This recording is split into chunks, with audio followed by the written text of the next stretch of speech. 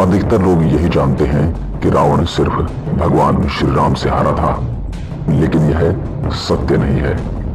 रावण श्री राम के अलावा भी 4 महाबलियों से युद्ध में हारा था। आज हम आपको एक एक करके उन योद्धाओं के बारे में बताएंगे। रावण की एक हार का जिक्र बाली के साथ युद्ध में है। एक बार रावण बाली से युद्ध करने के लिए पहुंच गया था। बाली उस समय पूजा कर रहे थे।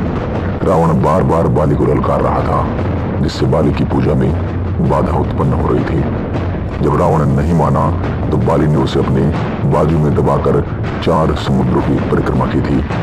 बाली बहुत शक्तिशाली था और इतनी तेज गति से चलता था कि रोज सुबह सुबह ही 4 समुद्रों की परिक्रमा कर लेता था।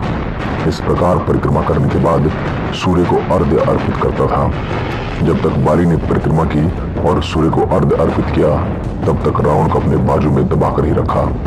रावण ने बहुत प्रयास किया, लेकिन वह बाली की गिरफ्त से आजाद नहीं हो पाया। पूजा के बाद बाली ने रावण को छोड़ दिया था।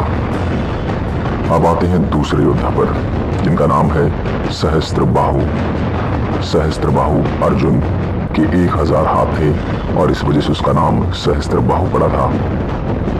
जब रावण सहस्त्रबाहु से युद्ध करने के लिए पहुंचा तो सहस्त्रबाहु ने अपने 1000 हाथों से नर्मदा नदी के बहाव को रोक दिया था। सहस्त्रबाहु ने नर्मदा का पानी इकट्ठा किया और पानी छोड़ दिया, जिससे रावण पूरी सेना के साथ ही नर्मदा में बह गया था। इस पराजय के बाद एक बार फिर रावण सहस्त्रबाहु से युद्ध करने के लिए पहुंचा था। तब सहस्त्रबाहु ने उसे बंदी बनाकर जेल में डाल दिया था। नंबर 3, राजा बलि के महल में रावण की हार। दैत्यराज बलि पाताल लोक के राजा थे। एक बार रावण राजा बलि से युद्ध करने के लिए पाताल लोक में उनके महल तक पहुंच गया था। वहां पहुंचकर रावण ने बलि को युद्ध के लिए ललकारा। उस समय बलि के महल में खेल रहे बच्चों ने ही रावण को पकड़कर घोड़ों के साथ अस्तबल में बांध दिया था। इस प्रकार राजा बलि के महल में रावण की हार हुई थी। नंबर 4, भगवान शिव जी से रावण की हार।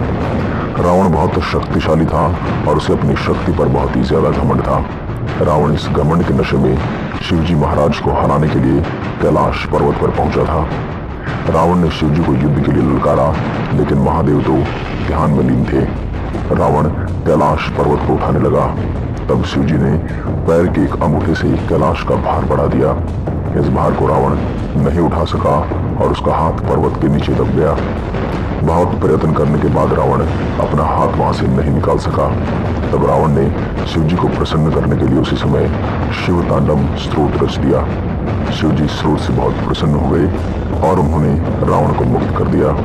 मुक्त होने के पश्चात रावण ने शिवजी भगवान को अपना गुरु बना